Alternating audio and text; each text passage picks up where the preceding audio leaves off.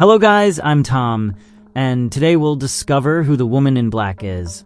One of the most terrifying, memorable, and interesting characters we've seen in the horror genre is undoubtedly the Woman in Black. This enigmatic figure has left an indelible mark on literature, theater, and film, captivating and terrorizing audiences worldwide. Her story, shrouded in mystery and tragedy, immerses us in a Gothic atmosphere that explores the darkest corners of the human psyche. The Woman in Black is a spectral presence that appears in an isolated and sinister house, where a young lawyer must attend to the final wishes of a deceased client. As he works alone in the mansion, he uncovers tragic secrets and begins to experience unsettling supernatural phenomena, including the appearance of a woman dressed in black. This is why, in this video, I will explain in detail the origins of the ghost, known as the Woman in Black. I will also talk about her physical appearance, what we know about her personality and behavior, and her incredible abilities and known weaknesses. The story begins by setting us in the early 20th century in London, where we meet Arthur Kipps, a young lawyer who faces deep sadness following the death of his wife during the birth of their son, Joseph. This loss plunges him into a spiral of grief and isolation, affecting his professional performance and his relationship with his young son. His law firm, concerned about his poor performance, gives him one last chance to prove himself. He must travel to a remote coastal village called Krythin Gifford to handle the legal affairs of a recently deceased client, Alice Drablow, and sell her property, Eel Marsh House. This seemingly routine task turns into a journey that will change his life forever. Upon arriving in the village, Arthur is met with coldness and distrust by the locals, who display an evasive and fearful attitude. Despite his attempts to gather information about the mansion and the late Mrs. Drablow, the villagers avoid the topic and urge him to return to London as soon as possible.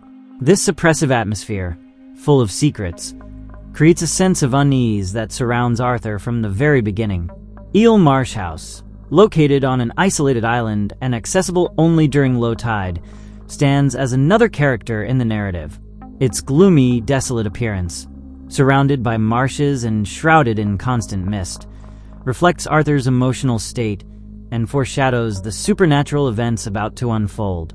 It is in this setting that Arthur begins to experience inexplicable phenomena, unsettling noises, fleeting shadows, and the appearance of an enigmatic woman dressed in black. These events not only challenge his skepticism, but also confront him with his own unresolved fears and traumas. Once settled in Eel Marsh House, Arthur Kipps begins reviewing the legal documents of the late Alice Drablow. During his stay, he starts to witness disturbing phenomena, inexplicable noises, moving shadows, and repeatedly, the appearance of an enigmatic woman dressed in black. Intrigued and disturbed, Arthur decides to investigate further the identity of this figure and her connection to the mansion. Through letters and records found in the house, Arthur uncovers the tragic story of Janet Humphrey, Alice Drablow's sister. Janet had an illegitimate son, Nathaniel, who was adopted by Alice because Janet was considered mentally unstable to raise him. Deeply resentful of being separated from her son, Janet remained near Eel Marsh to watch over him from a distance. Tragically, Nathaniel drowned in the marsh when the carriage he was traveling in sank into quicksand. Unable to overcome the loss and consumed by grief, Janet committed suicide in the mansion, leaving a note in which she swore vengeance. Local legend holds that Janet's vengeful spirit, known as the Woman in Black, appears whenever someone crosses her path, and every time she is seen, a child from the village dies under mysterious circumstances. This curse has kept the village of Krythin Gifford in a constant state of fear and superstition. Arthur's presence in the mansion seems to have revived the activity of the spirit, coinciding with a series of child deaths in the village. Determined to end the curse and protect his own son, Arthur devises a plan to appease Janet's spirit.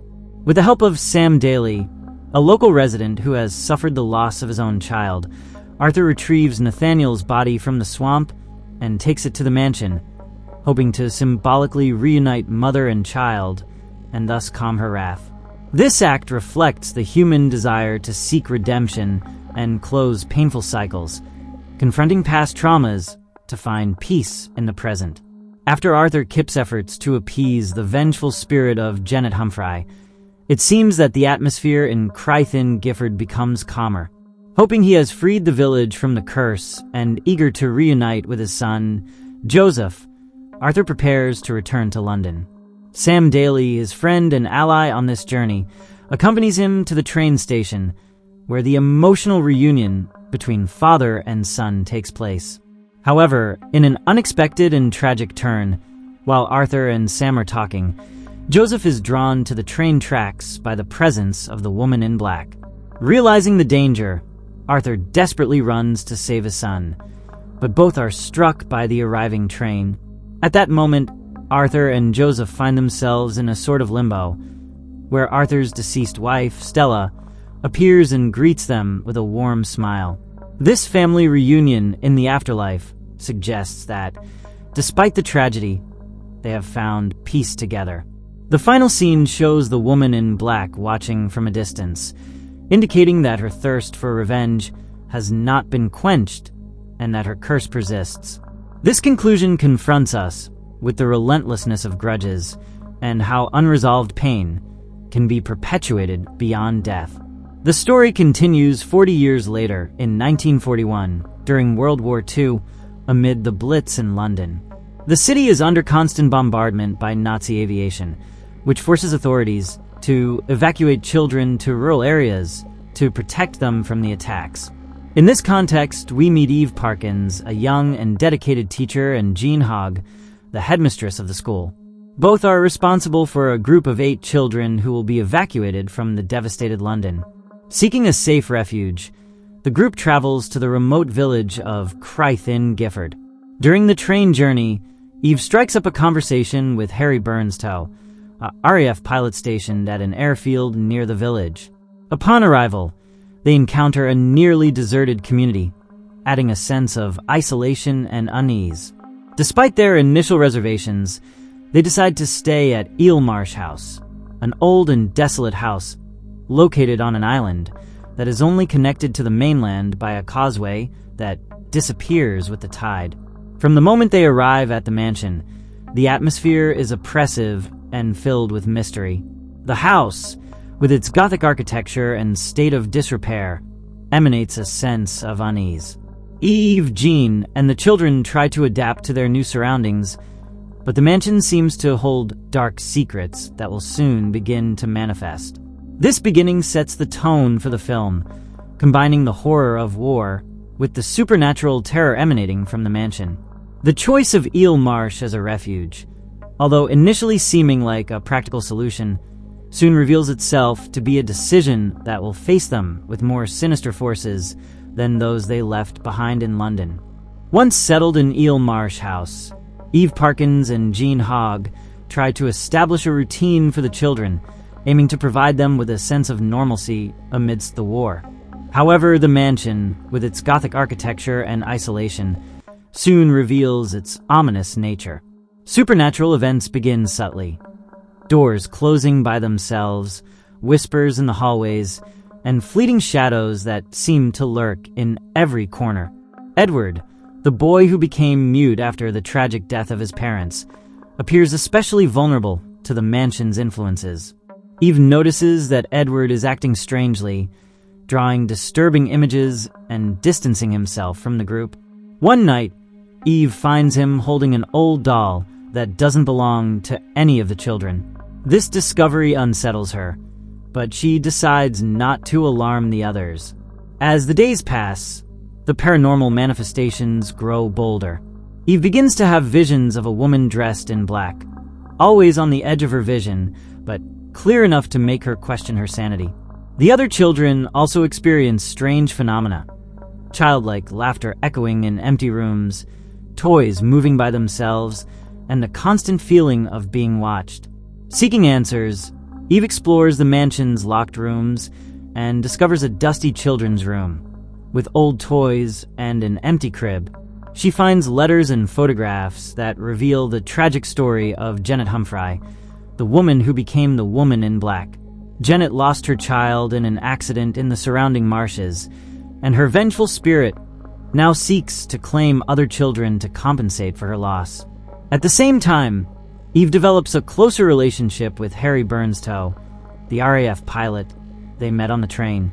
Harry shares his own traumatic war experiences with Eve, and together they find comfort in each other's company.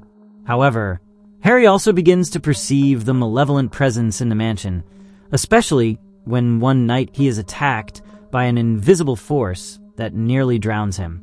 The situation worsens when one of the children mysteriously disappears. The group searches for him desperately, but they only find his lifeless body in the marshes, with a look of terror on his face. This tragic event spreads panic among the survivors, and Jean Hogg, initially skeptical, finally accepts that there is a supernatural presence in the mansion. Feeling guilty for having brought the children to this cursed place, Eve decides they must leave the mansion immediately. However, the woman in black is not willing to let them go so easily. The roads are flooded by the high tide, and attempts to communicate with the outside world are futile due to cut phone lines and radios that only emit static. Amid this despair, Edward disappears. Eve frantically searches for him throughout the mansion and the marshes, facing terrifying visions and the constant feeling of being stalked by the woman in black. During her search, Eve confronts her own inner demons, remembering a traumatic event from her past that has haunted her for years. The tension reaches its peak when Eve discovers that the woman in black has chosen Edward as her next victim, seeking to repeat the cycle of pain and vengeance that she has perpetuated for decades. Determined to save the boy and break the mansion's curse, Eve prepares for a final confrontation with the supernatural entity. This development immerses us in a narrative full of suspense and horror, where the characters must face not only external threats, but also their own fears and internal traumas.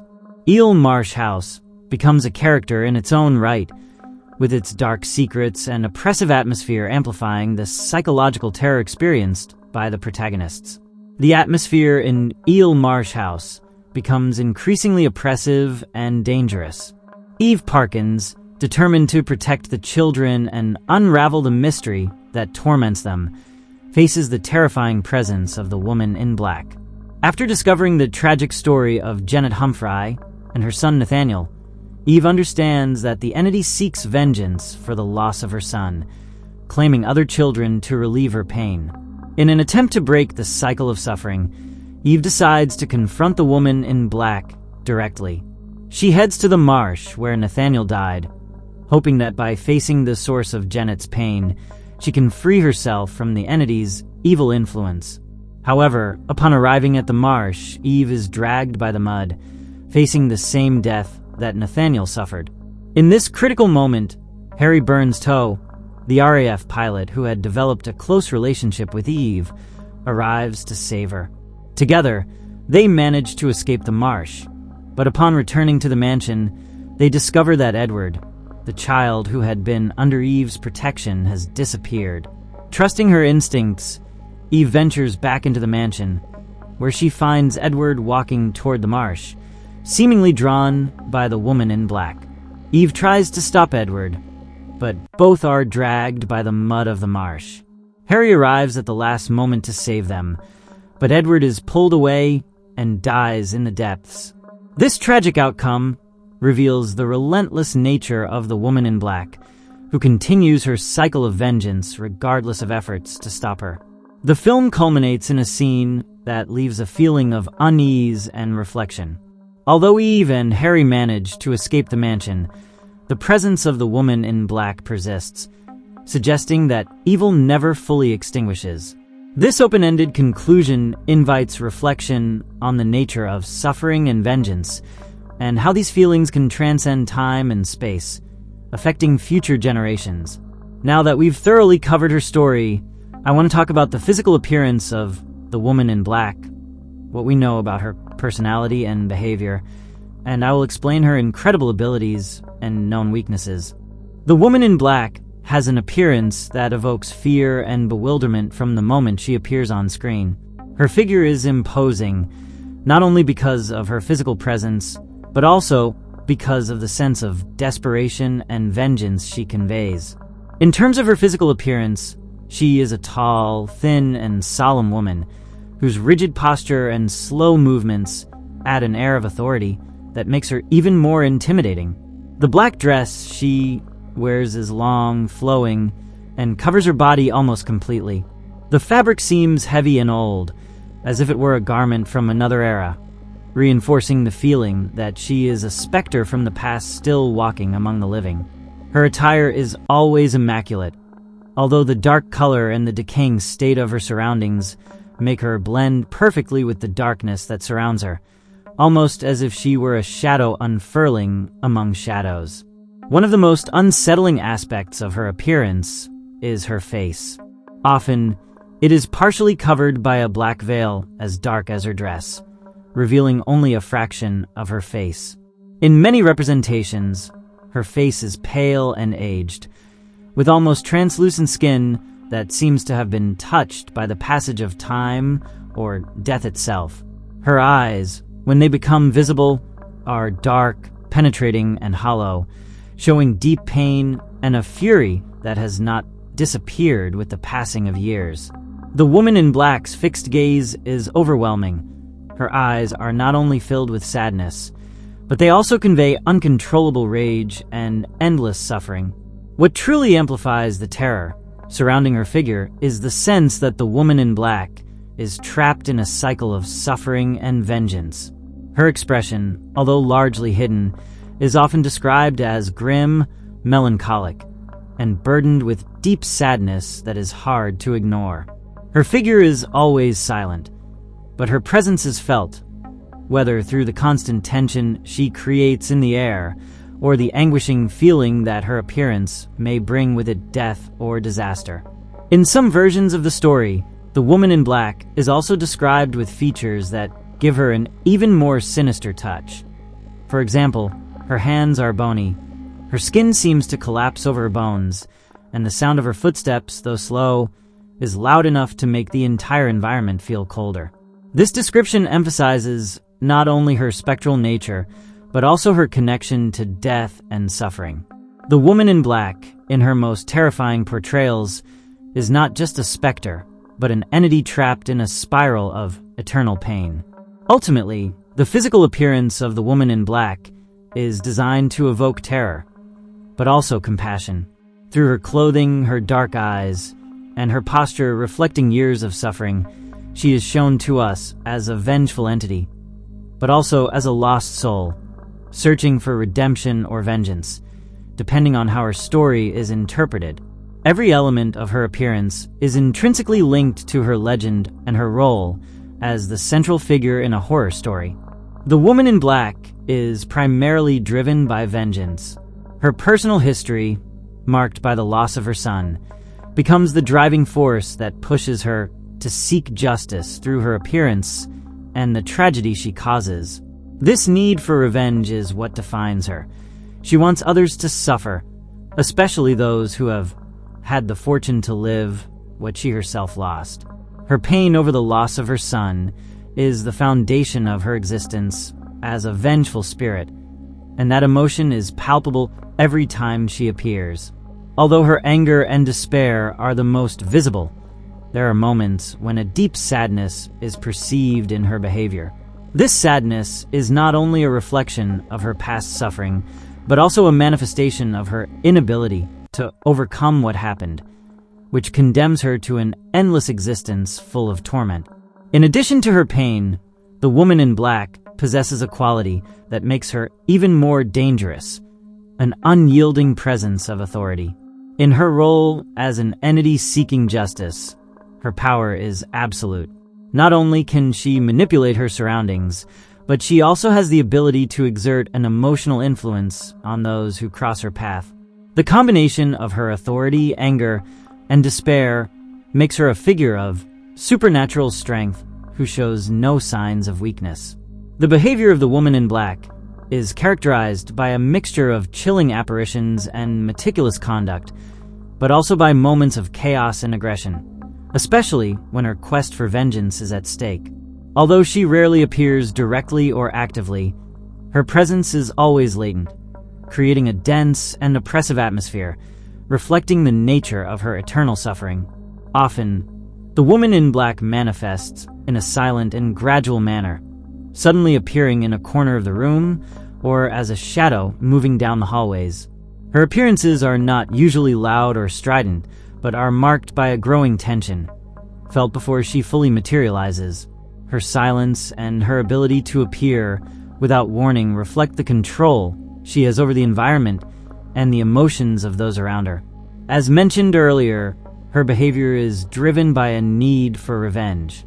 She seeks to avenge the death of her son, and this mission leads her to haunt those who fall within her sphere of influence, especially children, as the loss of her own son has left her trapped in a sort of endless cycle of suffering and vengeance. This makes her a terrifying figure, as her goal is clear and her actions are relentless. The woman in black is not only physically dangerous, but also emotionally destructive. Her ability to influence the emotions and psyche of the characters makes her a figure of psychological horror. She often appears in a way that manipulates the emotions of those who see her, provoking feelings of fear, distress, and despair. Her ability to play with people's minds through visions and spectral presences intensifies the sense of horror, as she seems to have control over the minds of her victims. Although her behavior is, in many cases, aggressive and vengeful, there are also moments when her pain is so great that she manifests in a quieter way, though equally unsettling. The woman in black, in her most silent form, may seem like a desolate figure trapped in her own suffering. These moments of stillness and melancholy make her personality more complex, as she is not simply a vengeful monster, but a figure torn between her pain and her need for justice. Her presence is constant and persistent. The woman in black rarely disappears completely, which makes her behavior unsettling, because her figure is always lurking, even when we do not see her directly. She moves slowly, but her power never diminishes. This immobility makes her a threat that feels imminent, even when she is not physically present.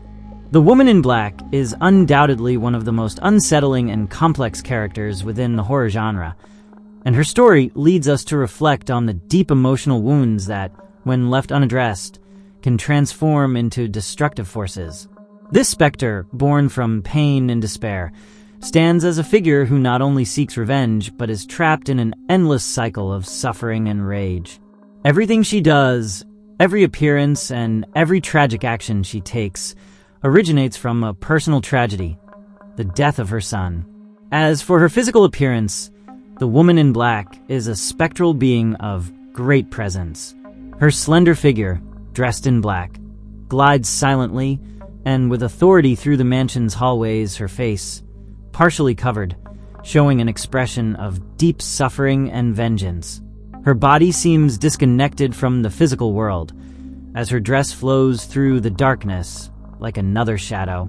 The pallor of her skin, her dark eyes, and the fragility of her movements not only make her a terrifying presence, but also humanize her, showing us that, behind her terrifying vengeance, there is a mother who could never overcome the loss of her son.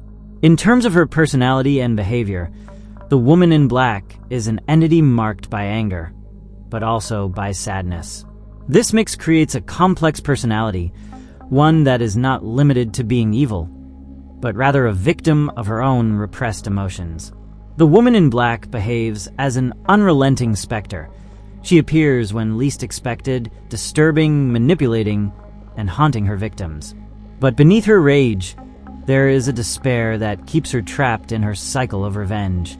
She seeks justice, but her pain and anger are so deep that they prevent her from seeing peace, condemning her to an eternal existence of suffering. Regarding her abilities, the woman in black possesses impressive powers, from the ability to alter her surroundings to psychologically influencing people and plunging them into indescribable anguish. Her control over the atmosphere is absolute. Her mere presence makes everything around her oppressive, dark and cold. Her appearances are not casual, and she can manipulate the minds of her victims, driving them to madness. Furthermore, her obsession with children reflects the magnitude of her suffering and her need for vengeance. But, like any complex figure, the woman in black is not invincible. Her weaknesses are tied to her inability to overcome her pain. Her revenge is linked to a profound sense of loss, and in moments of emotional vulnerability, she can be stopped or even confronted. However, the fact that her interventions can only be limited and not entirely eliminated makes her a constant threat. In the end, the woman in black is not just a figure of physical horror, but a manifestation of the effects unresolved suffering can have on the human soul. Her story, marked by tragedy and obsession, serves as a reminder of how pain, when not processed, can transform into something much darker and more destructive. The woman in black is the personification of that pain, an entity trapped in time, seeking redemption, or rather, vengeance for something she will never recover. And this is all we know so far about the specter known as the woman in black. I honestly didn't think she would be such a complex character when I first saw the movie, and although I didn't enjoy the ending, I did enjoy her story and development as a whole. But let me know your opinion in the comments. Did you already know about the woman in black? Do you think there is any way to end her curse, or will it last forever? And finally, would you be willing to visit the mansion or even take your family or children with you to see if the legends are true? Share your answers to these questions and your general opinion about the woman in black. As always, thank you so much for watching this video. I really appreciate it. If you liked it, share it to support the channel, and don't forget to subscribe so you won't miss any of my new videos.